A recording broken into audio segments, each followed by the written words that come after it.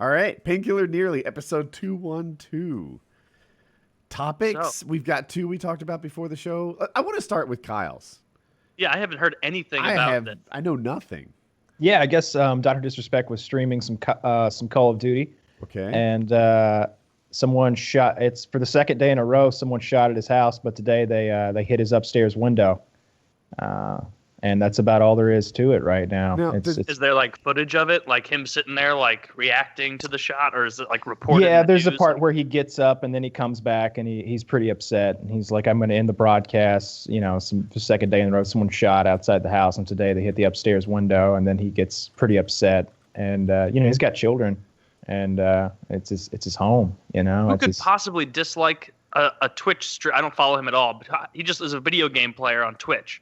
How could you hate someone who does that? The thing about him is like, he it's a persona, right? He's Dr. Disrespect. So he doesn't really take a hard stance on anything. It's all about a character. He's a jokester, right? Exactly. It's about, like kind of overreacting to video games, and like when you die, it's the end of the world, and when you succeed, it's a triumphant victory, and that's a big part of the fun for the viewers. And I guess someone, doesn't like him or is looking for some attention or whatever. But does he live in a bad place? A place where this could happen? You wouldn't think so. Right? I doubt he's parking his Lambo in a bad place. I would say that he's in a nice nice area. Is it public where he lives? Like for a long enough time it's public where everyone. L.A. lives. Somewhere, or like I just mean like the city itself. I don't know exactly where he lives now. I don't know what. Like, if it was like Salt Lake City, that would be a little surprising. It's certainly not. That would seem more targeted. I don't know if that's what you're getting at, but it certainly isn't random. What's happening? Like someone's targeting him. That's what's going on. Literally. They're shooting at his house. Have you guys ever had death threats? Of course. Yeah, I had some too.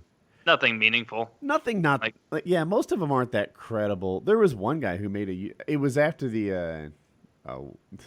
I never literally said women are built for rape, but that was the quote that everyone thinks I said. And the guy took it super mad, and he made a video saying he was going to kill me. Put it on YouTube, and it was like a vlog of him driving in his truck while vlogging, saying that he was going to kill me. Was he doing like standard bad amateur vlogging things where like he starts the recording as he's like finishing up a quick trip hot dog? He's like, so anyway. WoodysGamertag guy, I'm gonna murder him. And he was I apologize for my vertical video and bad sound quality. He did have lousy audio. His truck was kind of noisy inside. I described the guy as country strong, and a little bit fat, but let's not pretend he's not muscle. Corn-fed kind of fat, like throwing hay bales or something. Yeah. I mean, it's a real concern. Like there's been YouTubers who've been murdered before. Go back. Right before that Pulse nightclub thing, there was a female YouTuber who did music, and someone murdered her. Oh, that does sound familiar. And there's plenty of like circumstance for like fans of anything really coming and killing the person that they're a fan of. Selena was killed by the president of her fan club, John Lennon. Right? Like you don't think that guy like was a little upset about the Beatles breaking up? John Lennon probably deserved it though. Am I right?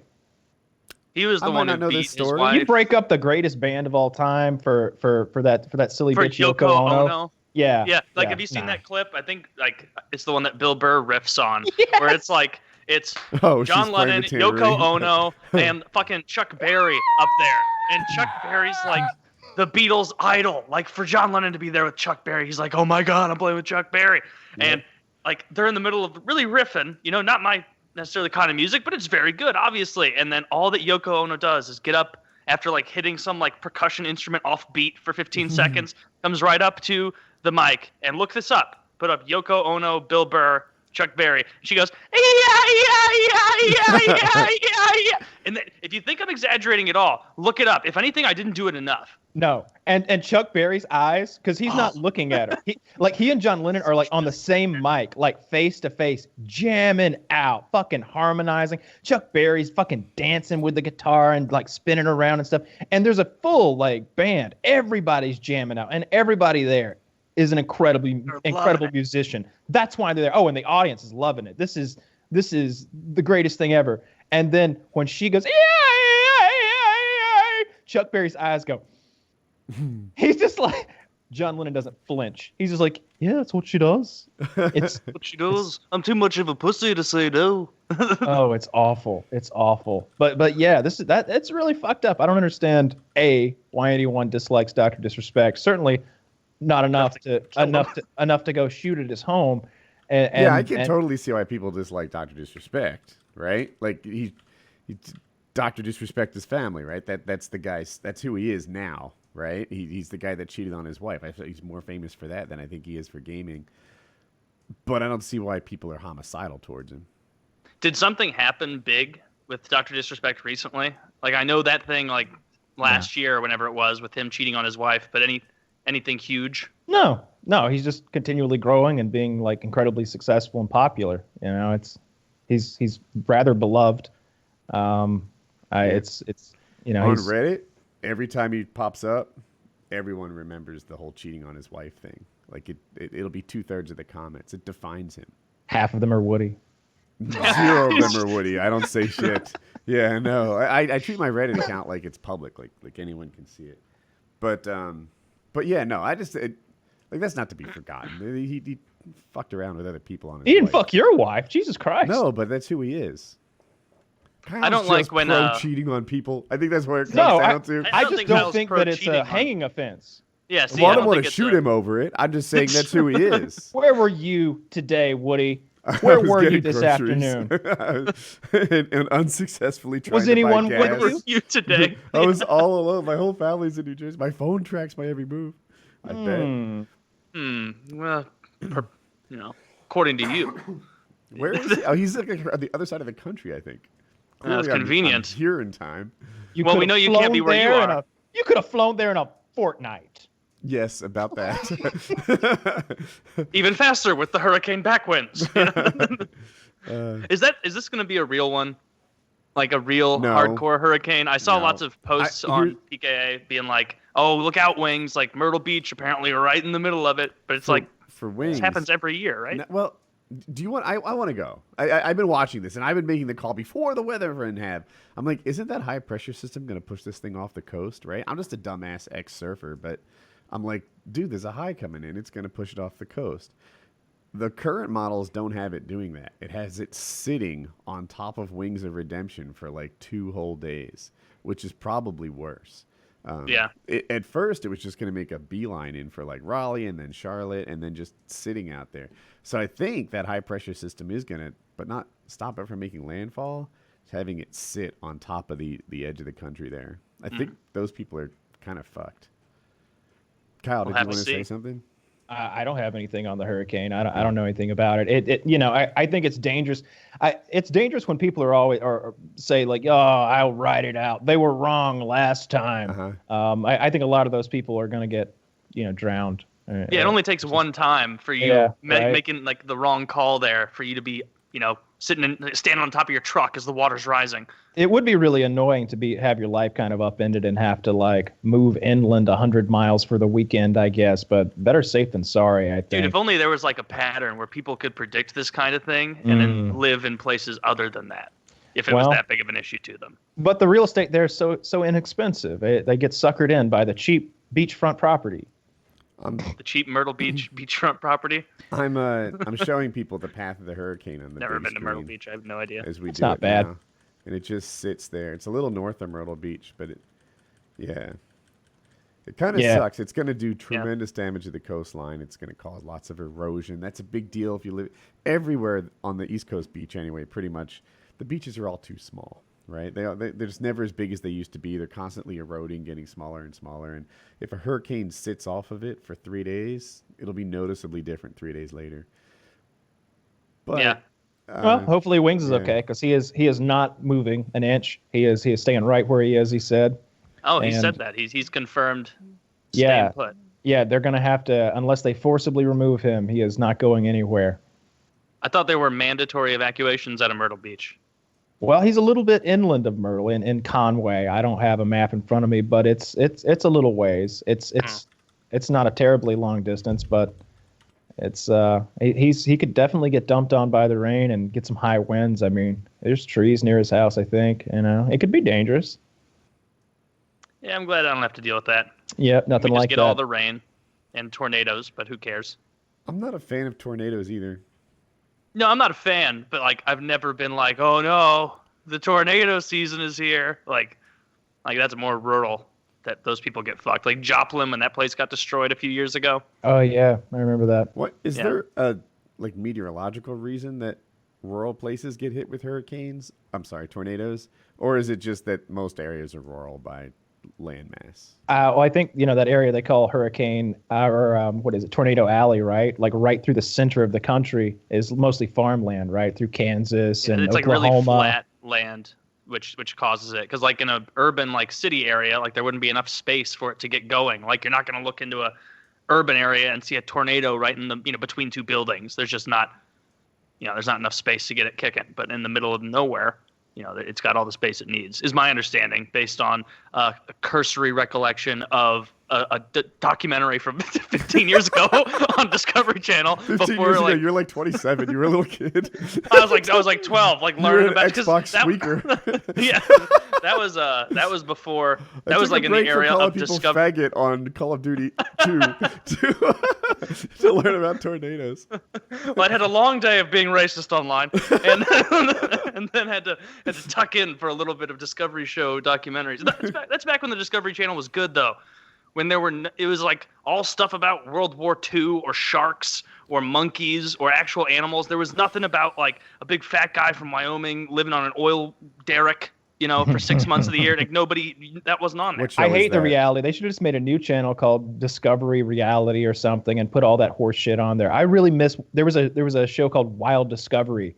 And I loved it. It was like it would go wild, and there would be like this montage of like different animals with African drum music, and it's like, oh, tree frog, panther, leopard, lion, shark. Oh, is this Shark Week? It was great. I loved that shit. And then TLC, of course, you actually used to learn stuff. They had surgeries. They would have actual surgical operations on the Learning Channel where they would be like a close up of an eyeball being operated on. I saw a guy get a vasectomy one night.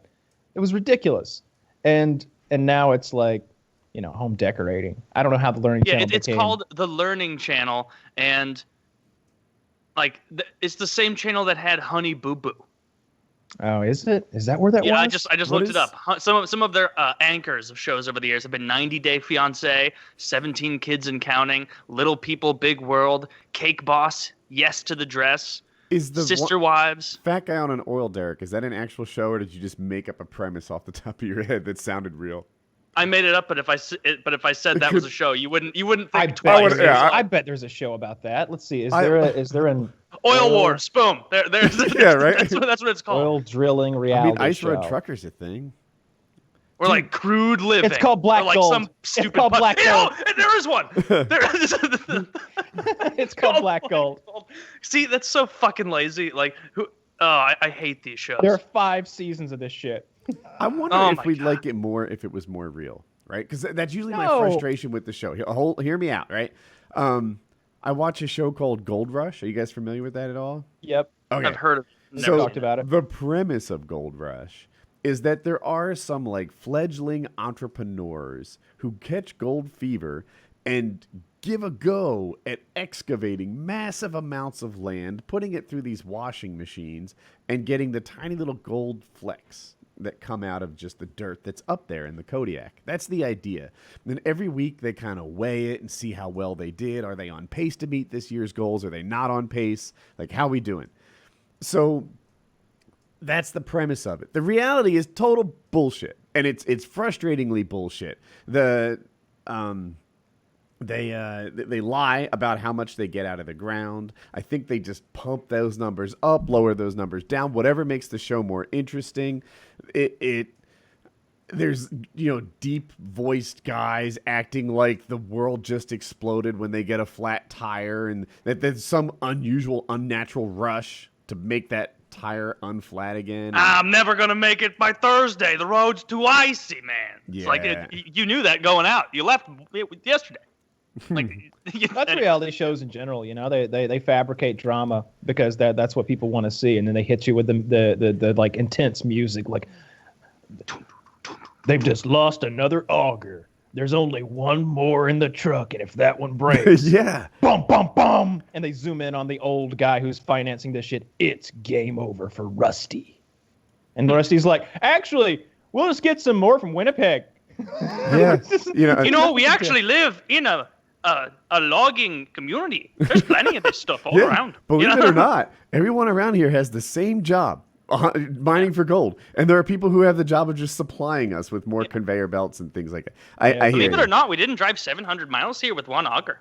And I'm sure, but the thing is, I'm sure that if a reality show worked, then it would be done. Like it's twofold. One, like reality isn't that entertaining, and two, it's definitely not that entertaining. But second of all, it's a lot more expensive to do. Like you have to do so much filming to wait until a thing actually happens. Otherwise, every episode is the identical thing as the last episode. So if you don't fabricate some drama, if you don't make something up, or if you don't get everybody together and say, all right, here's what we're going to do. We're going to pretend like this thing that broke last week, we're going to pretend like it broke today. And you're going to get really mad at Jim Bob for not hitting the safety lever in time because we're going to pretend like we lost a lot of gold in the river. All right? Because otherwise, I have to film 2,000 hours worth of raw footage and find the 30 minutes of good shit. We could just make 30 minutes right now. We go 30 for 30 here. It makes sense, and I mean, it makes sense, real world, and then it doesn't make sense, right? Like so everything you said, I agree with. They can make.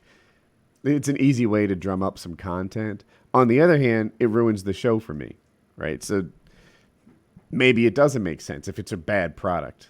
Yeah, I don't watch reality anymore. Well, it's for a different demographic. It's for a very stupid group of people who they don't just suspend their disbelief. They exist in disbelief. Like they can't see that they're being worked by the TV show. I don't know how people watch shows like Big Brother or even Survivor anymore. It's all just scripted. Yeah. Like it seems like. You're right. I don't know who the fuck is watching these reality shows. Like I know, Real Housewives of XYZ is huge with older women. Like it's one of the biggest shows on TV for women 35 and up. My family likes the cooking ones sometimes, like Cake Boss and Ace of Cakes and stuff like that. And I think it might be more real because it fits that model Kyle talks about where. Like, what actually happens in that 30 minutes is show-worthy. They give them a time constraint, ask them to build something they've never built before, and, a competition show. It's a cooking competition show, yeah. I think that's a little different. Iron Chef was probably the first one of those, and that I can get on board with. That's kind of interesting for a lot of reasons. It's not just a cooking show, because obviously there's a competition, and then to make it even more difficult, it's a surprise ingredient. If you gave them beef, everybody would be like, "Oh, okay, we'll settle down here. Let's make a nice tenderloin."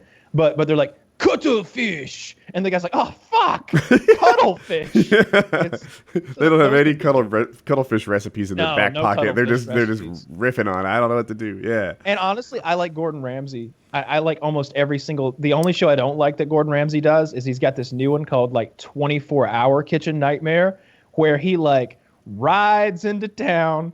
He's like, your restaurant sucks. It's filthy. It's disgusting. I've got a mobile kitchen out here. He's got a $1 million transfer truck, and it explodes into a kitchen that you can come inside of with a big screen on the outside with a timer ticking down from 24 hours.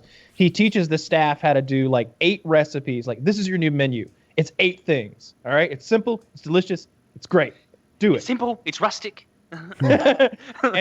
and then he leaves, and that none of these people are going to succeed because they didn't even have time for the poison that they used to kill the roaches to take effect. Mm-hmm. The roaches are just running around and they're sick at this point 24 hours later.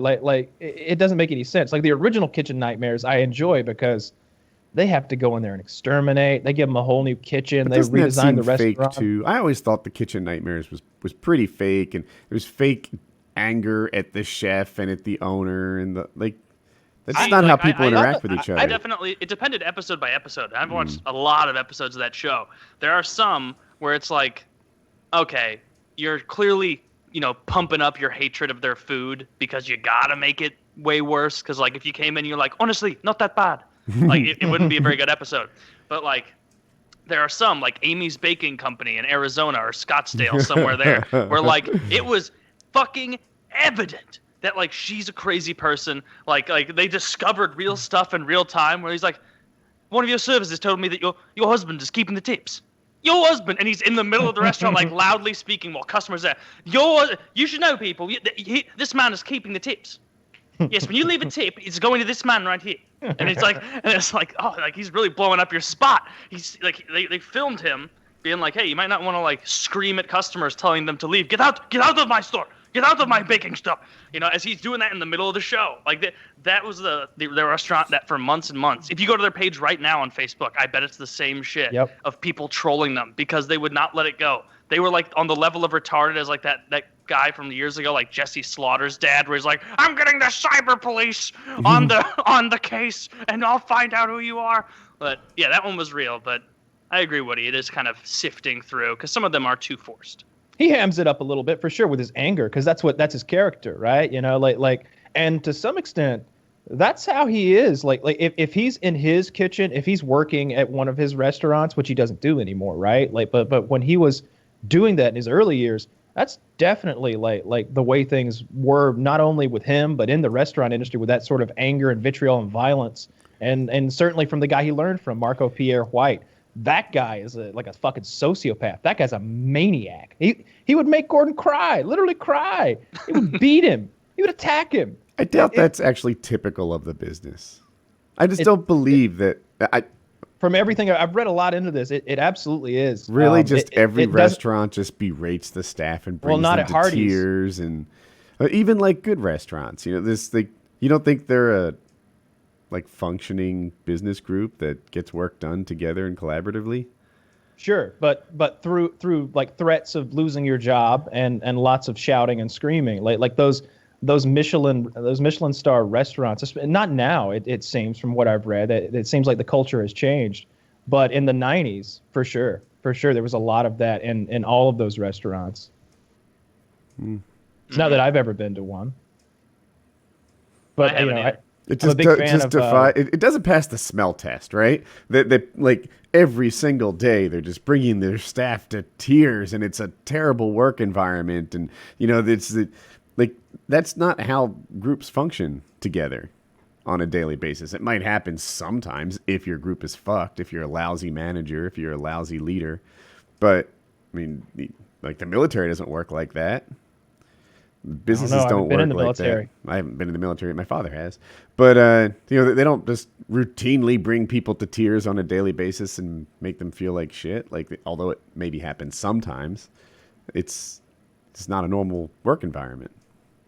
Yeah, but you don't have to be in the military to enjoy walking around in the uniform and getting undue praise. No, obviously. We've all done that. We've all done that. Yes. We've all stolen a little valor here and there. Throw a cap on. God, I just love the respect. The Starbucks discounts, just second to none. Why are you dressed blues from the 60s? Ah, shut up. I've got Benjamin Button disease. Fuck you. I'm a Marine. You were on the USS Arizona? As far as you know. See, that's what I don't get, like with the stolen valor thing. It's funny where like dudes, all they have to do is like wear the most basic bitch lowest level private in the most inconspicuous, you know, National Guard, you know, regiment or whatever. And instead they'll wear like, you know, fucking Ottoman Empire looking, like the way the North Koreans look, where it's like, God, you guys haven't even been in a war in 60 years. And like, you've got that much shit. Like they deck themselves out and then they get caught by some like genius every time where they're like, oh, you're in the 161st Airborne Battalion, but you also have a Navy cross on there. What's that mean? What's that? When they could have just been like, nah, I'm just Private Joe fucking Blow here for my cheap coffee. Is it genius or is that just standard industry knowledge if you're a military professional of any sort? I'm sure it is just standard military knowledge, but then that's what I'm saying. If you're going to steal valor, do it on a very low level. Get your discount and get out. Don't be, you know, putting purple hearts and silver stars on there. You're going to get found out, my friend. Well, there's two different kinds of valor stealers, right? There's the low level guy who's not putting a lot into it. He just straps on some camo pants. They might say Real Tree on them. Like he's got He's like, yeah, I'm a army hunter. And he doesn't pass the smell test at all, even to the basic person. But then there's people who like live a lie. Like they've made it part of their identity that they're a Navy SEAL. They have the tattoos. Like they may have gotten their job by like using that as part of their resume. And they tell everyone. And they often go to not just like weddings and funerals and wherever else you're supposed to wear your full dress garb or whatever. Mm-hmm. Like they're wearing it like every day. They're always walking around like the fucking commandant or something with medals dangling off them. And the best is when their medals don't match. When they've got medals from like multiple branches of the service, that's great. Multiple wars. I need an opinion out of you guys. So I used to have a friend. He was an off-roading friend. We kind of drifted apart because I don't off-road anymore. He didn't steal valor, right? He actually was a Marine that worked on helicopters. He was a maintenance guy. And everywhere he went, he asked for a discount. But on top of that, he would argue for a discount if they didn't offer one to military. And I thought it was tacky. I don't know. And where are you coming? We went to lawnmower races, right? This is the most redneck thing you can possibly go to. People take these riding lawnmowers and soup them up to go like 50 miles an hour around a dirt track. We went to check it out because it's crazy and it seems like a neat thing. And he, like, I don't know, just went back and forth with the ticket person saying that they should give discounts to him because he fixes helicopters in the Army or Marines. Yeah. No, he sounds like a prick. Like, you know what? That's insane. To like argue with the person who works there that like your policy should be changed. I bet he doesn't mention that he repaired helicopters on a ship far from the action. I fought for your freedom. I've screwed those lug nuts in tight, thinking of all the women and children back home. Like, no, what do you shouldn't be able to. Like, first of all, you're a fucking asshole. Are there lug nuts on a helicopter? Oh, there's all. He's stealing valor. You didn't even know. He was talking about lug nuts on a helicopter. They don't have tires. I don't even know if this is a thing. Some do. Some of them do. The one I worked on, dude. You wouldn't know. Have you ever flown an Apache 557 XY? I don't think so, civilian. You ever bled for your country? You know how many knuckles I've scratched? That's fair point. You know how many days I had to wake up early? That's true, probably. Lots of them. Yeah, like no. If you doesn't even matter if it's military or anything else. If you argue with a low-level person at any company for why you deserve a discount for something, you're a prick. You're an entitled prick who's making a poor low-level person's life needlessly more difficult because now they can't do what people should do is go, no, we don't have that. Well, I think you should really have. Fuck you, get out. It was literally a person standing in a dirt parking lot with an apron, selling tickets. Like, not the decision maker you should be arguing with. Yeah, I totally agree with you. That's really douchey. Like, yeah, it's cheap. Like I don't like cheap people. Like, there's one thing if you're being responsible with your money, I suppose. But when you're just incredibly cheap, and that is tacky in its own right. But then like. What he's doing is like next level tacky, where he's like, it's almost begging. It borders on begging when you're like, oh, but you shouldn't charge me as much. Why are you charging me so much, sir? It's $3. It's $3 to watch the lawnmower. Yeah, it wasn't a lot. like $3. Did you walk up and like, all right, unfortunately, you're our 101st customer. We got to recoup the losses from the 100th one. So your ticket's actually $600. Like, no, that's silliness. I like those videos, though. I'm sure you've all seen them of the guy who makes it his business to go out and expose the people who steal valor. I enjoy his videos a lot. I believe he's a former Navy SEAL. I'm positive he is. Yeah. And his wife kind of reminds me of Dog the Bounty Hunter's wife. She's kind of heavy set and annoying as fuck, but she seems to fuel the fire and keep things going. Like, I could see, like maybe he's willing to let somebody slide, and then she gives him the speech. You know what? It's a slap in the face to everything you did, Mike. Every blood, every drop of blood you shed, every fellow SEAL that died in a foreign country and you couldn't even tell his family what happened to him. This is a slap in their face. They're spitting in their eye and just getting him all fired up until he's ready to go out there with that fucking digicam and like make somebody pay the iron price. It's fucking... not actually. I'm trying to think. So the person doing it, I don't think is disrespecting them at all. If anything, he's honoring them by dressing up as them, right? Like if I cosplay as Spider-Man, it's different. It's not because I dislike Spider-Man. It's because I dream of being Spider-Man. And I feel like that's where they're coming in. They're like, man, I am dressing up like a Navy aviator. Because no, I'm on Woody's team. Yeah, because I think so highly of them. How dare you? That I wish I was them. I dream of being them. That I consider them better than me, so I'm going to cosplay as them and hope that people think that I am like them. Now, I get it. They didn't earn that respect. They're making that accomplishment a little more commonplace, but they're not actually spitting on anyone. They're just dreaming of being them. This is like the argument I use with everybody who gives me shit for dressing up like a cop and, accosting people in public. I like the power. I love the power, the threatening, and like the, hey. Where are you going with this? What are you doing, hand sir? job. The hand jobs, the power, just the authority that you get. Like, I love prostitutes are pretending to free be if you someone wear in that authority. uniform. Exactly. They pay you money. Is what it is. You get to steal a little bit from the the Johns vis-a-vis the prostitute. So yeah, I'm totally on board with that. If you see a job that you really like a lot, you should be able to impersonate them and pretend to be them in public, but only fake it till you make it. But no, only Kyle, but only if you really, really want to. I got you. Makes sense. No, but it's got to be disrespectful. Have you ever walked up in your fake cop uniform and tapped your gun? Your real gun, your real firearm on the glass of somebody sitting in a parking lot late at night. Obviously, we all have, yeah. And they look at you, and they get that feel, those big eyes, and you go, "Oh God, yeah." Officer Stevenson, roll down the window. You point the gun at them right away. They know you mean business. You say that there's you get double the respect. You say that there's been a rape, and you say that there are reports of a rape almost in progress in the area. I get a report there was a rape about to occur here. Right about now. And you know what? They're nothing but yeses after they hear that rat-tat-tat of your hard, cold steel up against their glass. They know it can all be over in the blink of an eye. And that's why I like pretending to be a cop in public.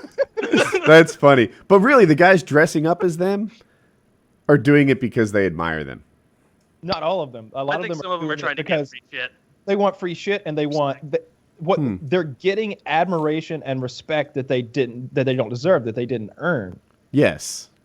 Yeah, and that's the stealing valor part. But I'm just saying I don't think they have disrespecting the people who did earn it in their hearts.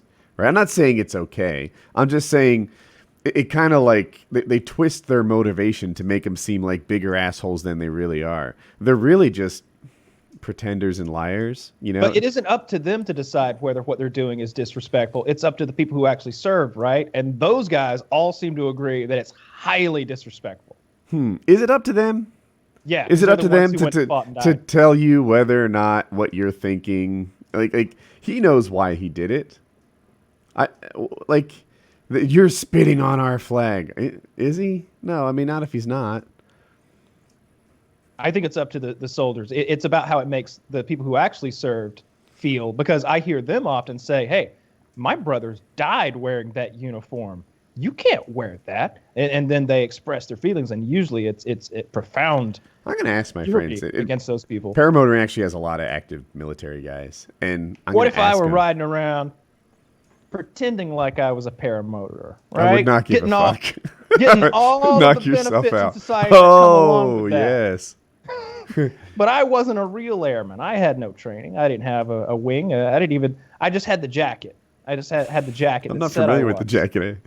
I don't want all the training and difficulty, but I want the benefits. I want to be able to walk up to a girl in a bar with my pilot hat and glasses on and say, hey, baby, do you mind if I consume the next 20 minutes of your life and explain this niche hobby? And they always want to. And it's also a federal crime, right? I didn't know that, but it makes sense. I don't know. Yeah. I just feel like it's almost in my head. There was a parallel to the Kaepernick thing where they're like, he's spitting on the flag. No, that's not what he's saying. He's been very clear that he actually doesn't like he feels like policemen don't treat black and white perps the same way. That's what he's protesting against. I don't think it's the same as Kaepernick's thing at all. I was just saying there's a parallel there. In my head, I could be off. I'm not married to this idea, but really, some of them I'm sure are just trying to get free shit. I've actually never heard of that motivation. I usually see them trying to get respect. I see them outside That's what I would bet more respect than 5% off your tires at Walmart. Yeah. There's big savings. Like depending on where you're going, like hotel rooms. I've traveled a lot with military guys, and they get a big discount on hotels and stuff. Restaurant really everywhere has a military discount. It seems virtually. It's more widespread than I knew. Yeah, it's a big thing. I wonder if it stacks with a senior discount. Like if you were in World War II, or are things essentially free at that point? Well, you'd probably be dead. I mean, if you were 20 in the 40s, you're over 80 now. Are we out of World War II vets? Did I see that? There's a few left. I think we're almost out of World War I vets. Maybe that's what I saw. World War I vets, yeah. The last one just died recently. Oh, I must have had it mixed I think it was a couple of years ago, maybe not. I think there's still one, but it's like not real veteran. What you're thinking of, like it's not a dude who fought in a trench. It was like a very young nurse who's still alive because I lived to like 110. Count. Yeah, it's like technically, but no, not really the same. Yeah, I'm not counting that. That's kind of weird. Like all living memory of these wars, just kind of Someone going away. Wrote something on Reddit. They were like looking for depressing thoughts, and they were like, you die, and then at some point someone thinks of you for the last time, and then you're just gone forever. And it was like, yeah, I guess so. That's from a movie. Oh, is it? Yeah. It's like you die two deaths. One when you die, and the other one the last time someone speaks your name. Yep. I think is that it was from the Brad Pitt Achilles movie, or am I saying no? Oh, Troy? No, I don't Troy's think that's what I'm thinking of. I don't recall where it's from. But yeah, that is weird. And then like that is like I haven't really dwelled on that, but I've thought about it before where it's like then I'll think, okay, what were your great grandparents' interests? Banksy quote. What were they like? Is it a Banksy quote? That's a Banksy quote. Holy shit. All right. Oh, I don't know. It sounded like something from a movie. Yeah, a little less profound than I thought. Do you think about that? Where it's like, oh, I can't even tell you what my great-great-grandparents' lives were like, or what their history was, or anything they were into for the most part, you know? And it's like, that was pretty relatively recently. And I'm up next on the chalking block, or a few people from now.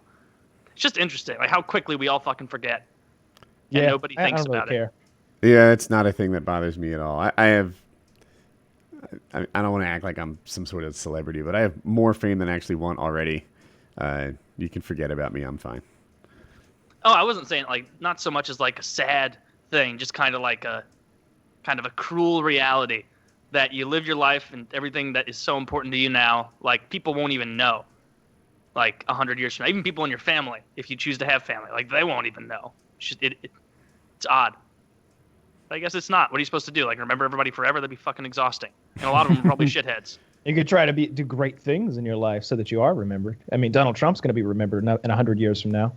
Yeah, all the presidents are going to live on, and, for eternity. That was one of the things that, like, so when he won, I wasn't, crying like the liberals at the celebration parties, but it did. I was like, he is on the same list as Lincoln and Washington and Grover Cleveland. Like, all these great men now includes Donald Trump.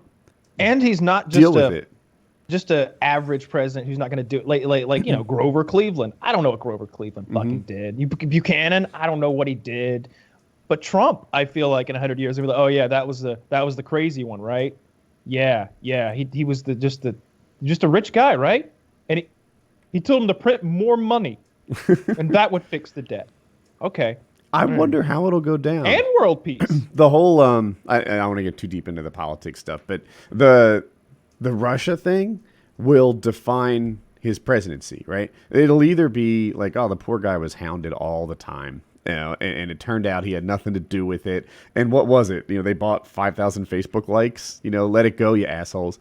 Or he'll literally get impeached over it. Like it could go down that one of those paths. He's got to win the midterms for that to even be a possibility. I don't think the Republicans will. Yeah, they don't have to. I mean, you don't have to prove anything to impeach. Like you can do. They can impeach if they want.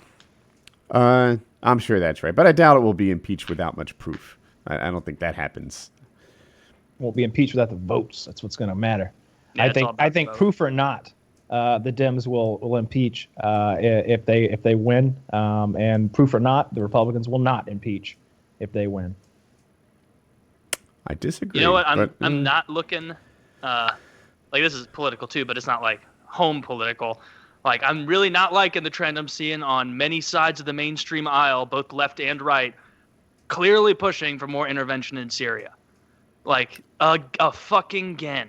It's like, holy shit, how many of these wars do we have to get involved in, and how much money do we have to blow, and how many people have to explicitly tell us over there, we don't like you, go away, stop. Like, how many, like... Taylor, are they saying it in English? Maybe we're just confused.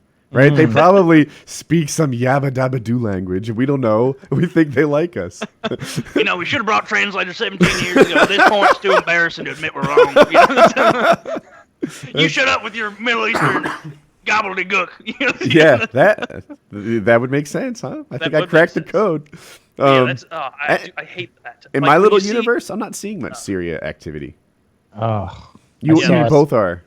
Yeah, there's quite a few people listen on the left, like the neocons on the right, and a lot of people on the left, like are coming together, being like, we gotta step in on Syria, and it's like, oh, again, again, like this is so like, and the people don't want this. The Trust people me, of Taylor, America don't want this. I at all. believe this war will be shorter than 20 or 30 years. I think. I can't guarantee you, but I bet probably. Yeah. I don't care if he gasses all of his people. Frankly, I don't know any of them. I don't care. I don't know care any Syrians when we distinguish between like conventional weapons that he's killed, hundreds of thousands of people with, and chemical weapons, I don't care about that either. Was it hurt a little more? That one always got me too. Like, yeah, he's killed 150,000 people so far, but 9 of them with phosphorus. So we really have to do something. See, yeah, it's such a horseshit line in the sand, just like as an excuse for us to have carte blanche to go in whenever we want. Hey. You better have murdered all those people with regular old bullets, pal. Taylor, oh, you did? Okay. Rest assured, I'm sure he's a madman, so it's all okay. He's a madman. He's crazy. He's like all those other people that we used to trust and then murdered. Yes. If there's one message I wish I could get out with whatever little platform PKN offers, it's that if someone tells you that guy over there is a madman, view them suspiciously. Right? Yes. It's like Gaddafi, like a few years ago, when Gaddafi's like, hey, I may wear weird hats and be kind of a kook, but if you get rid of me, there's going to be millions of people, of refugees or migrants from, Africa and the Middle East coming into Europe. And they're like, you nut. you kill him. Get out of here. Saddam Hussein. What he said happened. Saddam Hussein said, look, I don't have any weapons of mass destruction. Would it be possible for me to debate George Bush? They said, shut the fuck up, madman. We're rolling in tanks. And there were no weapons of mass destruction. Yeah. We know what you've got. Yes. We saw silos that Israel told us is totally legit. And they don't have any other alternative motive in this. It's so silly. I'm so tired of being involved in wars all over the world. It's such a waste of money and American lives. And it costs the lives of natives there I heard aren't someone going to like us anymore. I heard, I forget if it was a left or right wing thing, but it was probably left because they were fussing about the government. But anyway, they were saying that a lot of America's success is coasting on the laurels of investments that the government made a long time ago. Right? Our traffic system is kind of outdated. It's all based on cars. We don't have any public transportation. We don't have 300 mile an hour per hour trains. The internet that we're riding high on right now, right? That was an investment made in the 60s and 70s. And they had another really prime example of why America works and why we were doing really well. But what's coming next is energy. And we're not investing shit into energy, right? We're just trying to fire up coal again.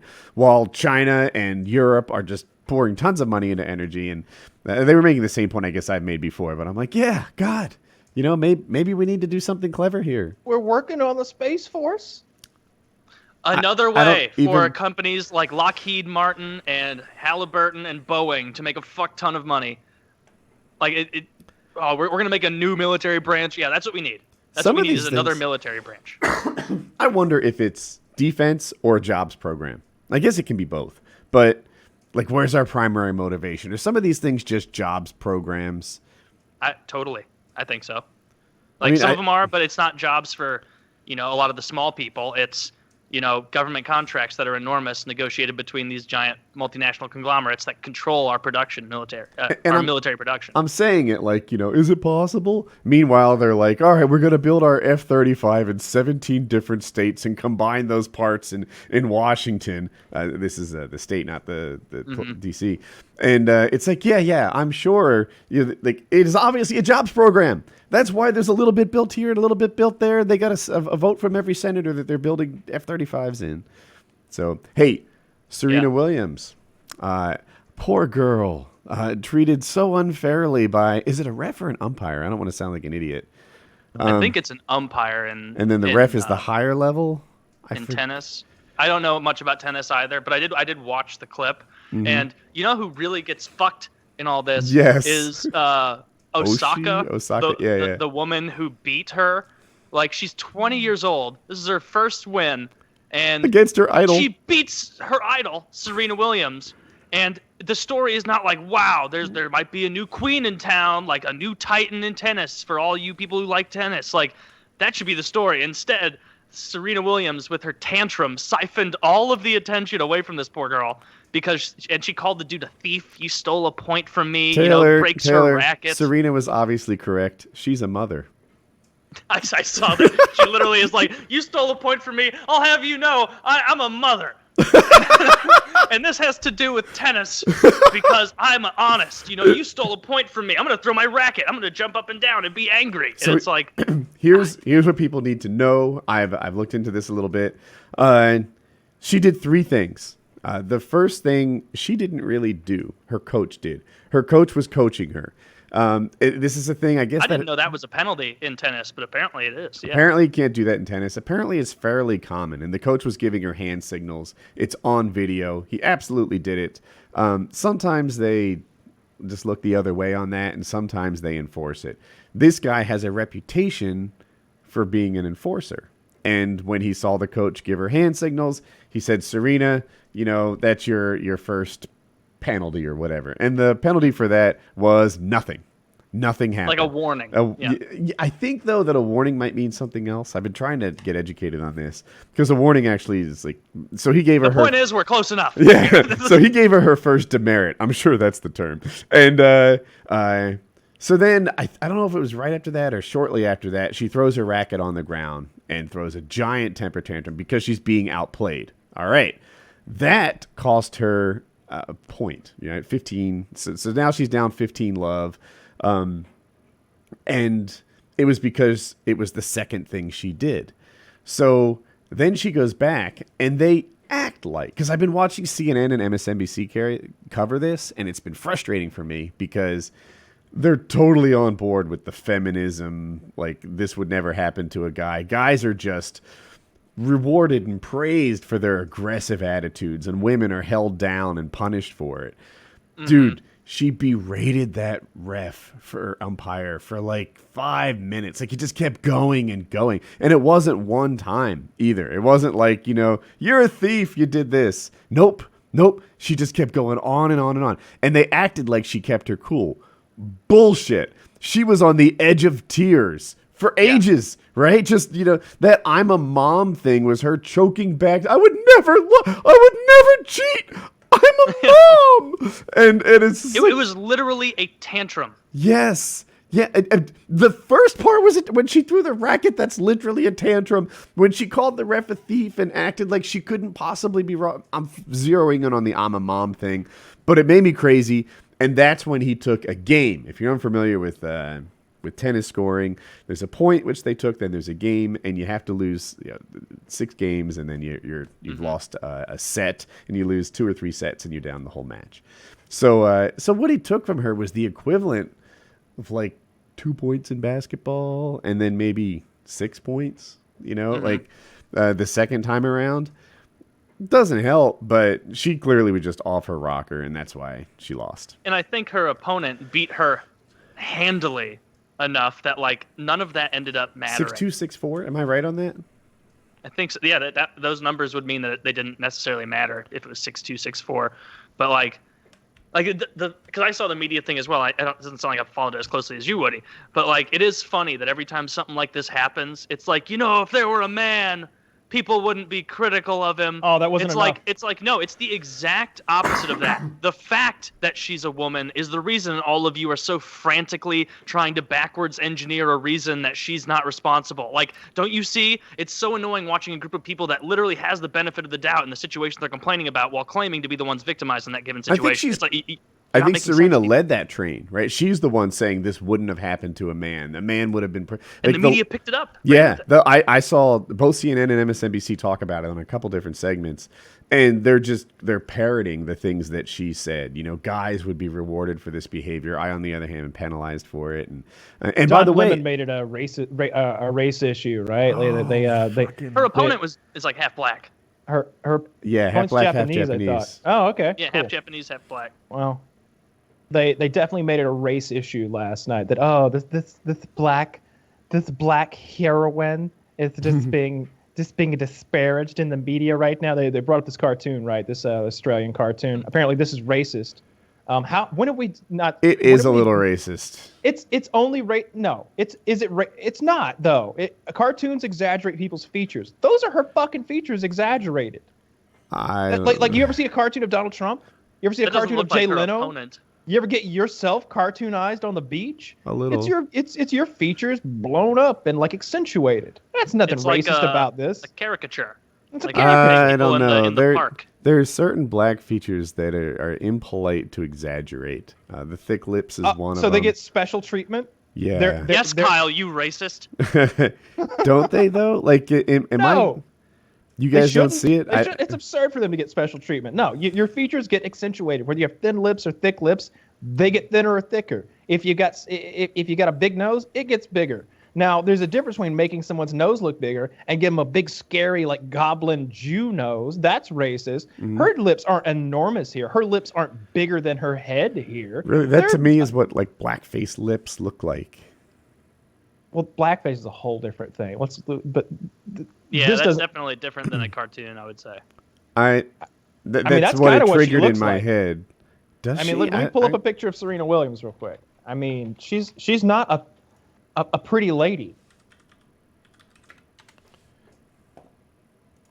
Isn't her like time being the queen of tennis like approaching an end anyway? Seems like it, right? She just lost. It must be. Like she's getting everybody older, loses, right? How right? old is Serena? Well, I'm saying like maybe this like in some way is her realizing her time in the limelight's kind of coming to a close.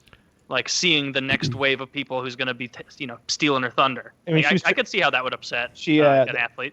They made such a huge deal when they wouldn't let her wear that Black Panther cat suit at a few tournaments ago or whatever, and they were like, "It's for blood clots." Why is she dressed as a black supremacist then? Wait, who? When you say Black Panther, are you sure it's not the movie? I'm trying to see. I choose to go the other way. Well, is it? It's taking a while to load for me. Is it the Black Panther emblem? No. Oh well, then it's probably not the movie. I would need to see the outfit to have a real opinion on it, but this website sucks. I don't think she looks like that. I think that cartoon is not very Serena Williams looking like.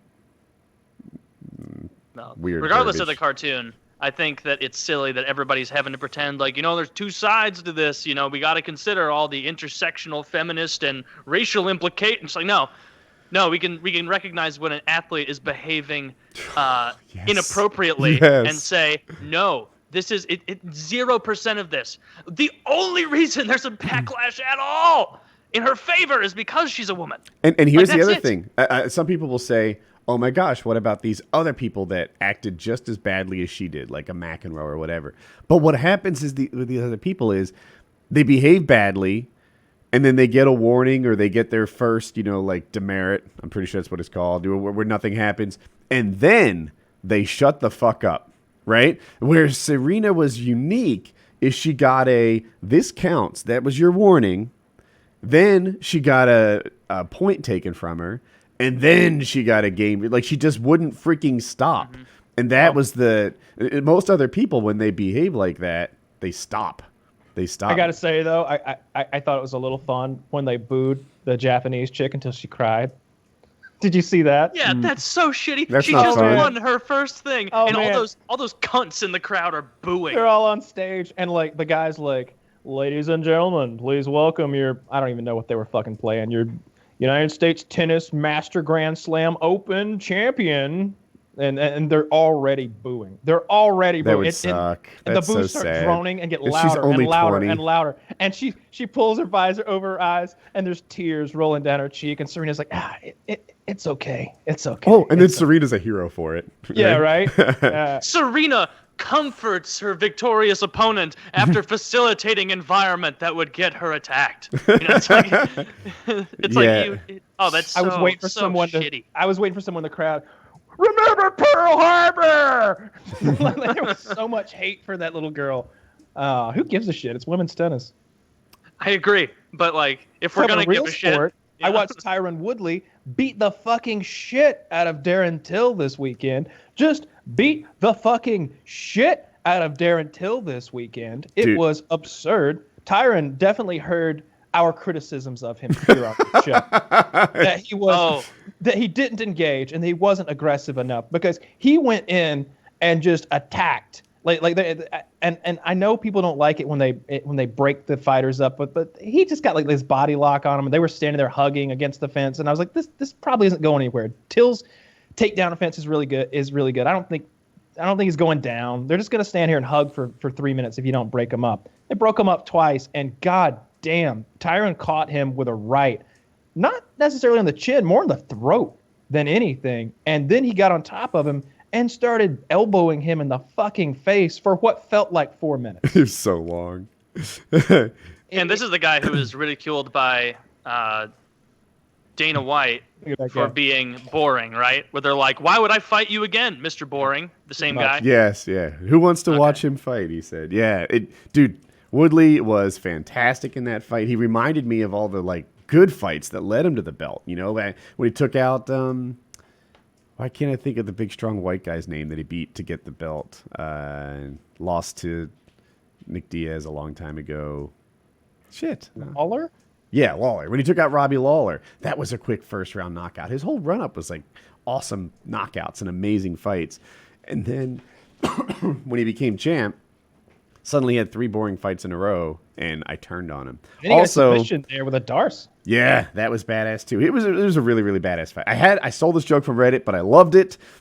So Darren Till's nickname is the Gorilla, and they say they should name him Tyrone Cincinnati Zoo Woodley for what they did to Harambe. He killed the gorilla. I love it. If he came out there just one fight as the Cincinnati Zoo, that would be the best nickname in MMA history.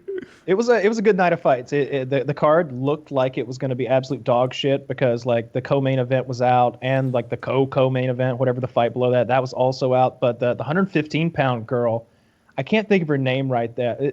Taylor, these girls weigh 115 pounds. They're little girls. This chick came out with arms like you. It was your arms. It was like your Skype little image here, how the ridiculous arms are on like a little body. This Brazilian chick comes out with giant man arms. What's her name? She was fighting against like Carolina Kowalski or something like that. I'll get the whole. I'll find the GIF. She one punch. First of all, it was clear from the start that this was going to go badly for the white chick. It was clear right away.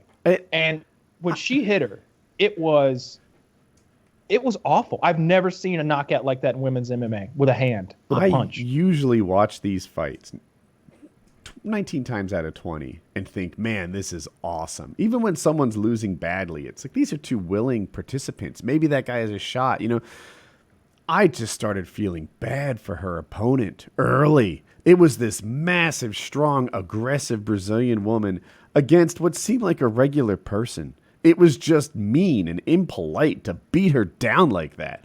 It was that match seems like it shouldn't have happened. It was such a mismatch. That's a beast.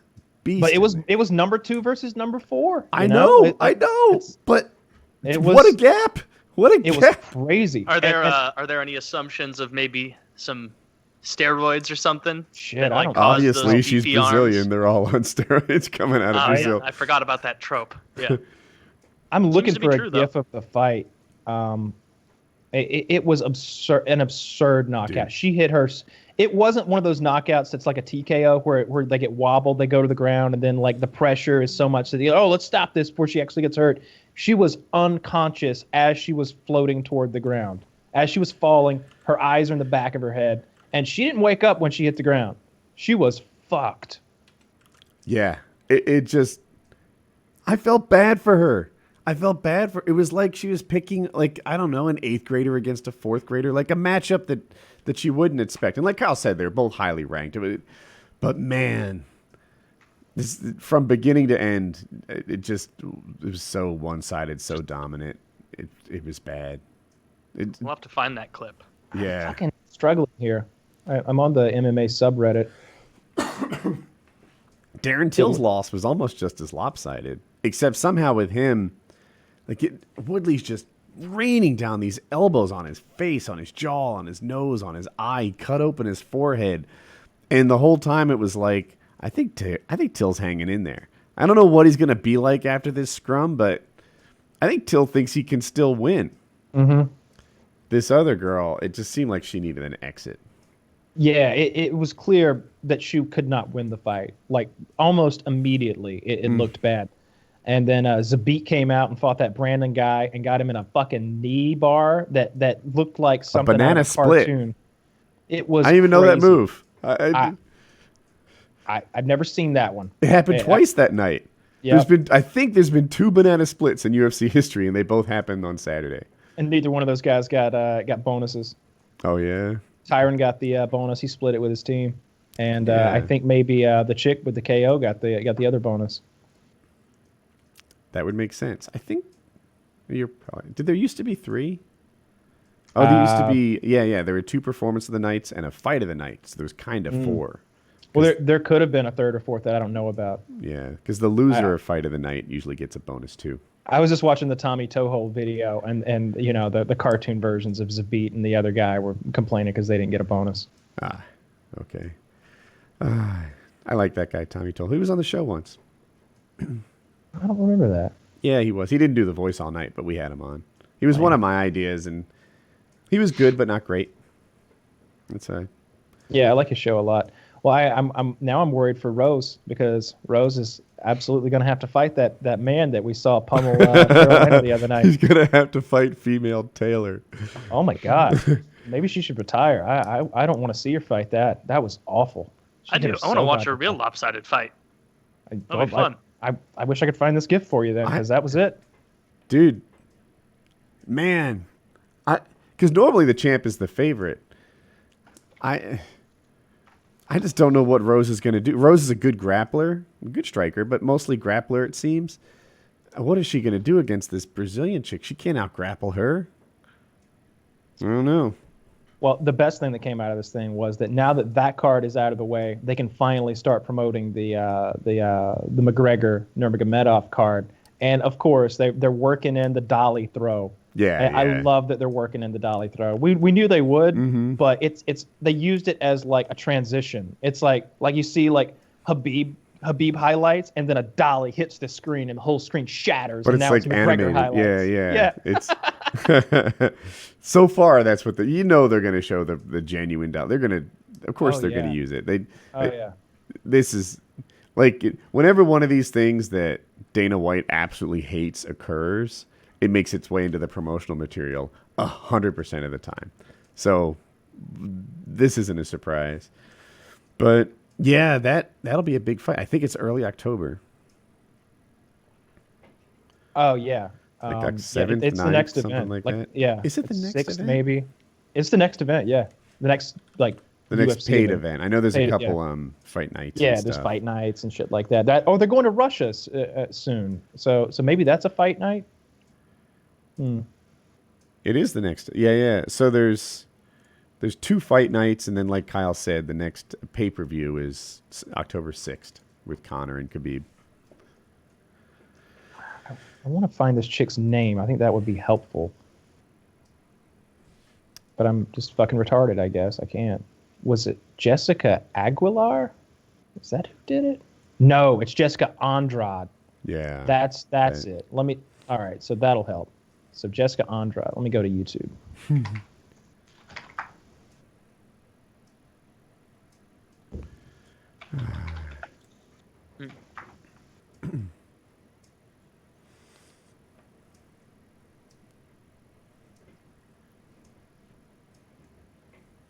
Well. Yeah, I know. Kyle wants to He doesn't search call the for a show. video. Are we supposed to keep the show going until he finds it? That's up to you. I'm definitely going to watch up to this me. clip. I didn't know. I felt like I was waiting on you. What video is it?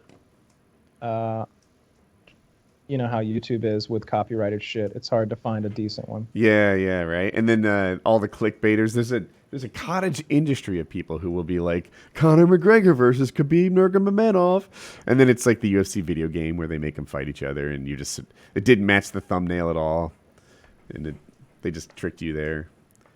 It has 90% dislikes, and you wonder who the other 10% are. Like, really? They tricked you. You didn't come here to watch two AI fight each other.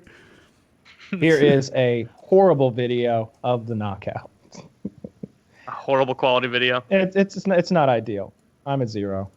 All right, one moment. Nice thing. This I'm is ready. PKN. I don't even mind showing it.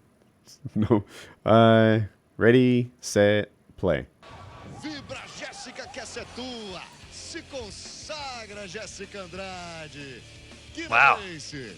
Que pressão, meu Deus do Unconscious. céu. Look how Realmente hard she foi hits her here. It showed the knockout well, do jeito que o Roger but gosta. the problem with Mas this foi highlight that muito showed bom the da last like Jéssica. 5 seconds of the Nós fight estávamos Yeah. pouco- is it didn't accurately, in my mind, capture how hopeless the situation was 2 minutes before this. Mm-hmm. This was an inevitable conclusion to this one-sided beatdown. Yeah, we were. There was like 5 of us watching, and we were all just like, "Oh no! Oh no! Oh no!" Like it was hard to watch the beating. I think her name's Carolina Kowalski or something. It's Polish. It's difficult, but it was a rough beating to watch. Kawakowicz, something close to that. Yeah. Yeah. It was Polak. Stand aside, Kyle. I will help you with the pronunciation. Nailed it. Anyway, that was PKN 212.